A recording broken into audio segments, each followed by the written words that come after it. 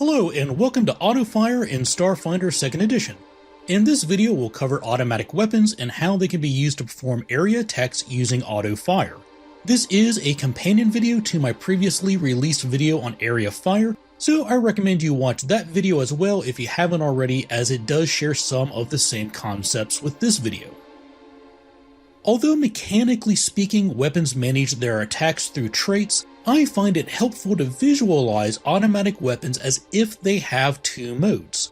The first default mode attacks a single target and uses the strike action as normal, and the second mode attacks all creatures within a cone and uses the auto fire action instead of strike. No action would be required to switch between these two hypothetical modes. Making an auto fire attack costs two actions. When using it, you target all creatures, friend or foe alike, within a cone-shaped area. The size of the cone is equal to half the weapon's range increment. So, for example, auto-target rifles have a range increment of 30 feet. When this rifle is in its normal default mode, it uses the strike action to attack a single target within 30 feet. And when it's in its automatic mode, it uses the auto fire action to attack all creatures within a 15-foot cone, since 15 is half of 30. One notable exception to the size of cones when using auto fire is with the soldier class. Soldiers who take the action hero fighting style attack with cones the same size as their weapon's range increment, not half of it, along with some other benefits when using auto fire weapons. When making an auto fire attack, you do not make an attack roll. Instead, all targets within the cone must roll a basic reflex save against your class DC plus the weapon's tracking value, if any. So a couple points here. First, this is a basic save, meaning if a target rolls a success on the save, they still suffer half damage as normal for basic saving throws. And on a critical failure, the target suffers all effects that occur when critically hitting with the weapon, including critical specialization effects. Also note that since the auto fire action has the attack trait, it does contribute to the multiple attack penalty, but since you do not make an attack roll when using auto fire, it is not affected by the multiple attack penalty. And the auto fire action has an expend value of twice the normal expenditure per target in the cone. For example, an auto-target rifle has an expend value of 1, and when used for auto-fire, the expend value increases to 2 per target. So if you made an auto-fire attack with an auto-target rifle, and 3 targets were within the cone, you would reduce your magazine by 6. Let's look at an example. Obozaya is fighting a group of space goblins. She is 8th level with the Armor Storm fighting style, has a soldier class DC of 27, and is armed with an advanced magnetar rifle that has a shock module upgrade.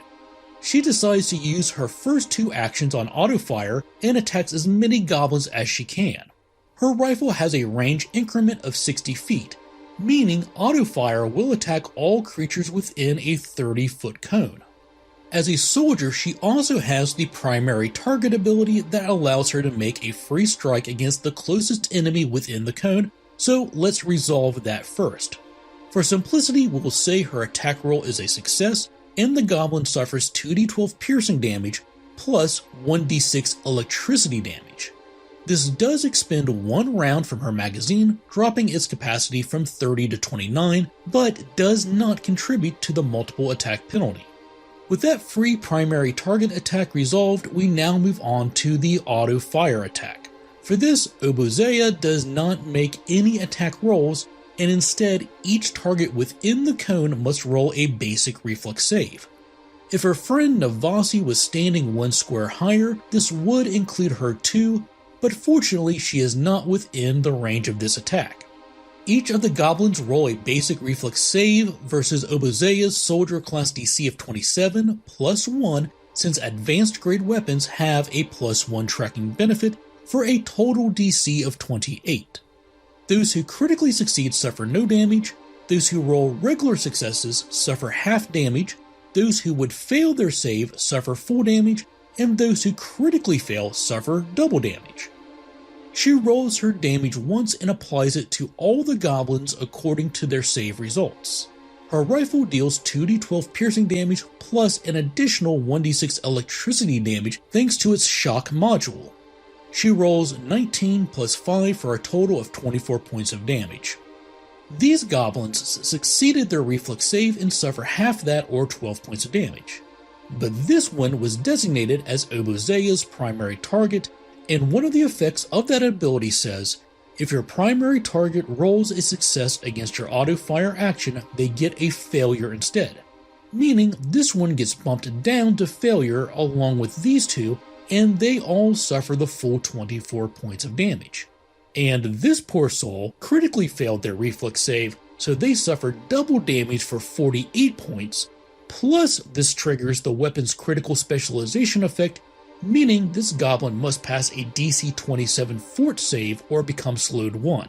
You would not add the weapon's tracking bonus to this DC since the effect only states your class DC.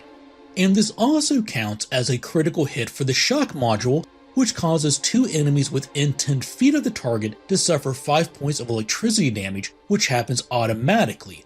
No attack roll or saving throw is needed.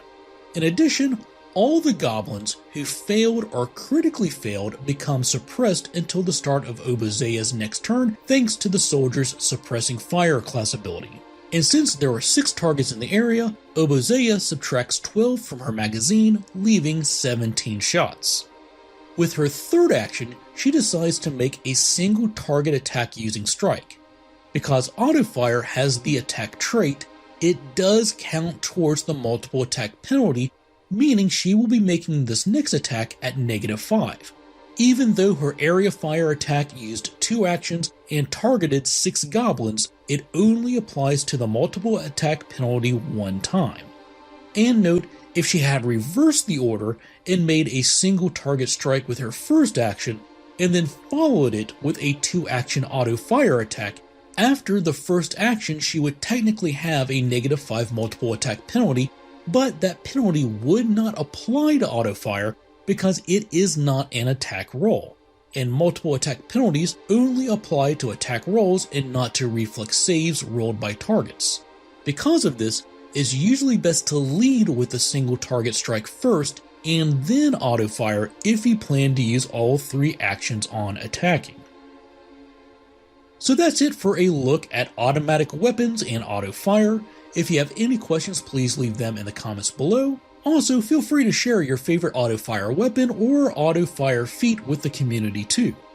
And as always, I'd like to take a moment to say thank you to everyone who supports this channel. If this video was helpful for you, then don't forget to like and subscribe. And thanks for watching, take care, and happy gaming.